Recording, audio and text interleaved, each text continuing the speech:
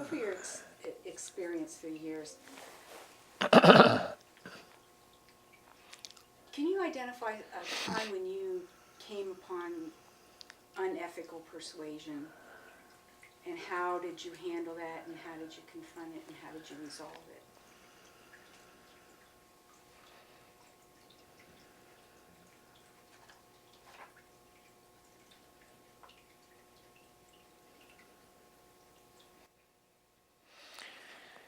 Well,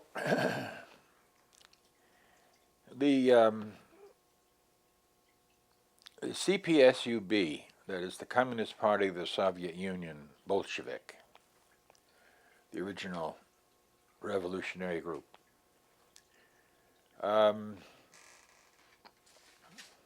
who, by the way, had an apologist by the name of John Reed, who wrote 10 Days That Shook the World. I've been trying to live that down. He was from Oregon. It's a boring book. Beatty, what's the fellow's name? Beatty. Something. Warren Beatty played John Reed in the movies. Terrible. The early pronouncements of the Communist Party, which sought global domination and the conquest of all countries, and set it out that that's what they would do, have parties in every country and take them over, were flawed right from the beginning because they said things that weren't true. I read the early manifestos, the Communist Manifesto, and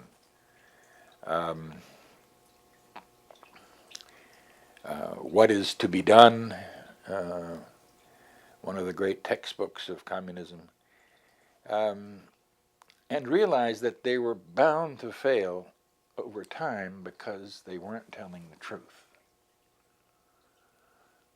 And that impressed me very much and made me realize that I wasn't just telling the truth because it was nice or the right thing to do, but because it was a winning ticket. It was the way to win the war, way to win the world, the way to win men's hearts. The truth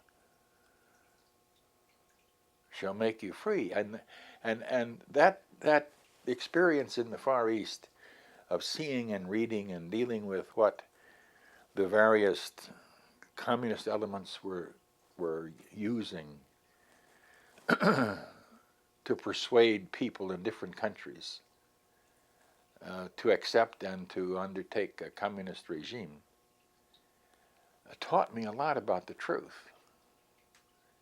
And that applies in commercial public relations as much as it does political public relations. When the communists were in the early days after World War II were really pushing, and when Mao Zedong was consolidating his power, the Russians supplied textbooks to Japanese students in Japan at university level, books about geography. Well, the Committee for Free Asia guy and an academic pal discovered these geography books had the maps in the wrong place. The lines were not drawn honestly. So they said I was on a visit, and they had already done a project with collecting garden seeds for vegetable seeds for the Philippines, called Seeds for Democracy. And we on the tabletop in a restaurant sketched out Books for Asian Students project. We would get the geography classes of university students in the United States to donate their used textbooks. And we'd take care of shipping them out and getting them into the hands of university students in Japan.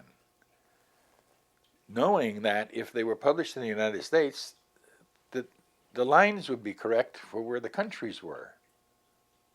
And the descriptions of the countries would be accurate and truthful.